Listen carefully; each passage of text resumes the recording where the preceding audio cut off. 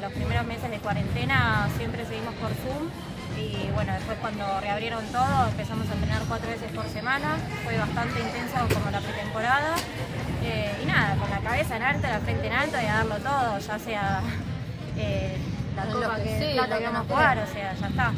Nosotros hasta el último partido lo vamos a dar todas, sea cual sea el resultado, tenemos que levantar la cabeza. Y ahora se viene Ferro la próxima semana para definir el primer puesto del grupo.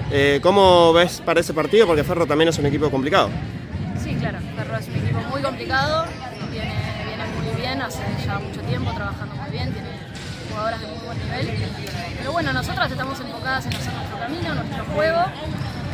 Obviamente que si bien da un poco de nervio jugar siempre contra rivales difíciles, que la verdad es que nos tocaron todos difíciles en la zona, a la vez es lo que nos motiva, es lo que nos desafía y es lo que nos ayuda a ver dónde estamos y cómo seguimos.